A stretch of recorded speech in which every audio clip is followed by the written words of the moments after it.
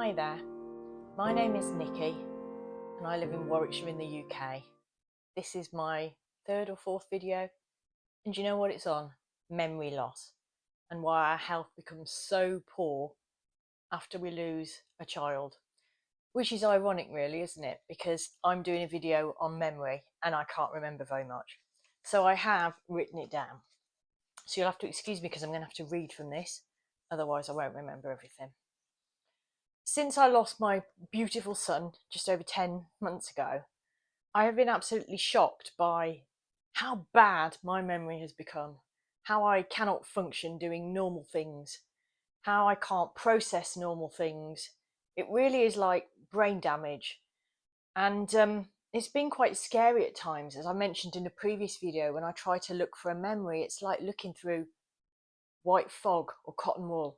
It's just not there. I mean, well, it is there, but I can't access it. And it can be quite scary. The grieving process, when you lose somebody really close to you, has an extreme effect on your body. And I had never had a clue about this. I lost my mum 12 years ago, and the effect on my body was nothing compared to this. So I think it just shows how extreme child loss is, how bad it is, how much agony it is. I also have had so many physical symptoms since I lost Cameron, mainly, as I've mentioned before, pain in my chest, heart pain, or at least that's what it felt like, which was so bad that I actually thought I was going to die at one point. I was absolutely convinced I was having a heart attack, and every time I tried to do light exercise, I would get this pain in my chest, like angina, I suppose. It was frightening. And that's why I thought I'd do this video, because I've done a lot of research and I've read up on this, and I found out it's completely normal. It's not great, it's awful, but it is normal. And this is why. Now, just before I go into my reasons, I actually read an article yesterday in the Daily Mail newspaper, and it was on this very subject, which I thought, well, that's coincidental, isn't it? Because I was just about to do a video. So before I go into my own notes, I'm just going to read a bit of this out to you, because it's actually really good. The strong and painful emotions unleashed by the loss of a loved one, potentially coupled with a lack of sleep and a healthy routine, are interpreted by the brain as a stressful situation, causing it to release the stress hormones cortisol and adrenaline, triggering a fight or flight response in the body.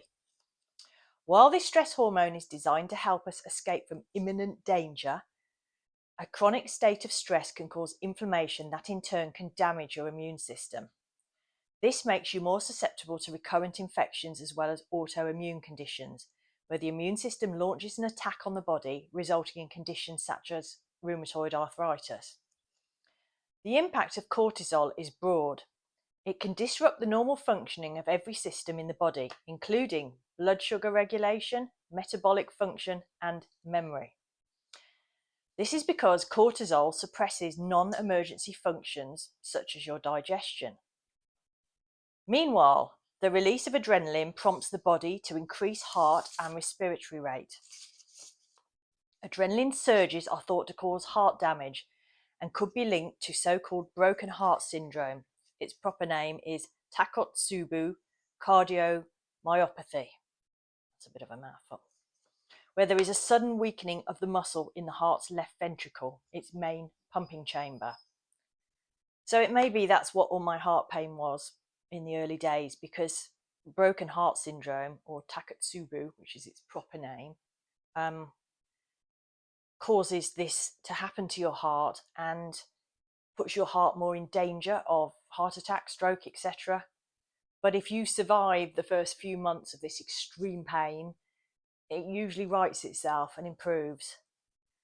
So I would kind of say that looks like it fits with what I experienced. Right, thank you, Daily Mail. Now I'm going to go on to my own notes. So the grieving brain, this is what I've learned from research. And some of it is going to repeat what you've just heard, but you know, with our rubbish memories, that's not such a bad thing. After a loss, body releases hormones for fight, flight, and freeze. This is because the brain views severe loss as a threat. Each minute, hour, or day has reminders that trigger the stress hormones over and over and over again. And this is not how they're designed to be used. It's not designed for long-term release. Ultimately, it causes brain trauma, health issues, and actually remodels the brain's circuitry. So that's the neural pathways in the brain actually get remodeled, or they move, if you like, they change. The circuits you've always relied on take some massive detours, i.e., the brain prioritizes its most primitive functions. This is about survival, remember. Your brain thinks you are in severe danger and so puts you into survival mode. The prefrontal cortex of the brain takes a back seat. This is the part of the brain that is all about decision making and thinking. So that explains why we are so poor at decision making and thinking. The limbic system in the brain, which is all about survival, takes over. The brain filters thoughts and emotions, or it obliterates them altogether, because brains behave in different ways. People behave in different ways. We minimize awareness of thoughts, and this ends up being anxiety and ability to think straight. I'm going to put a picture up now so you can have a look at the parts of the brain that are affected during severe grief. So grieving is a protective process. It's an evolutionary adaptation to help us to survive trauma. Depression, hopelessness, confusion, etc. are all altered brain functions. So I think from reading this, and I've medically researched this, you can see why the brain suffers so much during a severe bereavement, and why we find it so difficult to function normally, and why we make such erratic decisions, and we're all over the place, and we don't know whether we're coming or going, and we can't think straight, and we can't hold anything in our memories. For this very reason, this is what the brain is doing to protect us, because it thinks we are in great danger. So because my videos, I always try to help and come up with something slightly positive, how can we help our brains to heal from this? Well, the most important thing, I think, is time. You can't rush this process. You have to recover from it, and you need a period of recovery. Just like if you had a major operation, say heart surgery, you wouldn't be expected to be up and about, walking, functioning, and back at work within a few weeks, would you? It would just be impossible. People understand with physical problems in the body that we need time to heal. They don't seem to understand that with the brain. We know so little about the brain, and that's the problem. So the left and right brain need to start communicating again. They need to start creating new pathways. They need to start reflecting on the relationship and work to hold both love and pain together. And this takes time. It's not something you can do in the early days. An example of holding love and pain together is, for instance, cuddling a toy that belonged to your loved one, visiting the cemetery, a memory box, or just talking about them with people. The more you do this, the more the brain starts to understand that the love and the pain can work together. And there are some things you can do to start healing the brain. As I've mentioned, rest and recuperate. You've got to give yourself time, and your people have to give you time as well. Counselling or CBT, really important, because again, it's giving you time to talk it out, talk it through, and allow your brain to hold both the love and the pain at the same time. Mindfulness, that's such a modern word, isn't it? Mindfulness. You can find all sorts of exercises on the internet for mindfulness, where you just literally sort of concentrate on your breathing, you ground yourself, it brings you right back to the basics. You can just do a few minutes mindfulness exercises. I was going to say a day, but you can just do them a week if you want to, whatever you can manage. You need to create something in their name. No, you don't need to. I'm going to rephrase that. You could create something in their name if you find that helpful, whether it be a charity or some kind of work that honours their name. It's helpful because, again, it's helping you to live with the love and the pain in the same time, and training your brain to exist in both realms, if you like.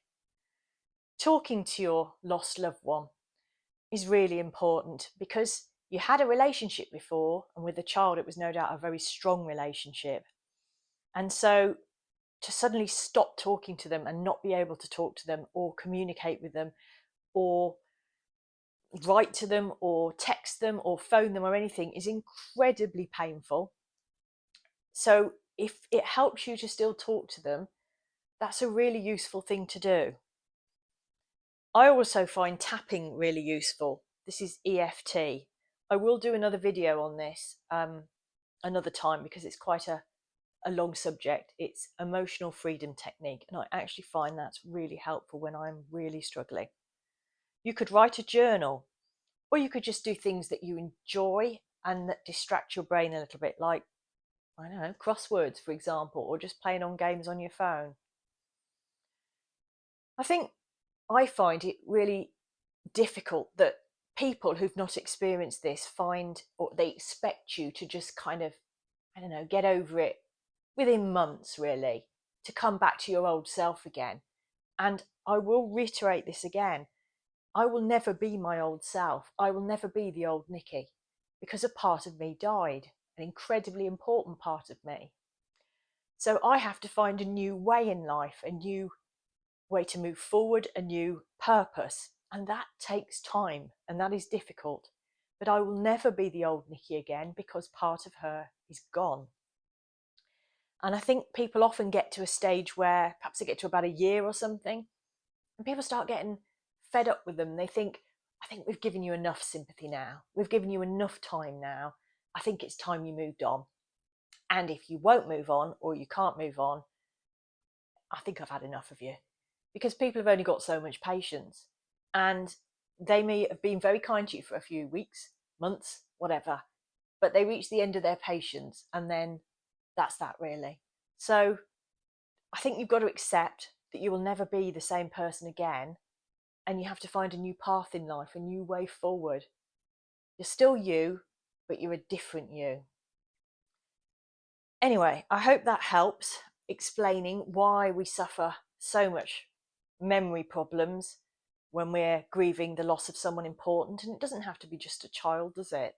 It's someone you're incredibly close to. Why we have memory problems, why we make bad decisions, why our behaviour is all over the place, why we can't hold memories in our brain. It's all explained scientifically, because the brain thinks you're in real danger and shuts down those thinking parts of your brain to concentrate on survival. So I hope this helps, and as always, good luck on this dreadful journey. Thank you.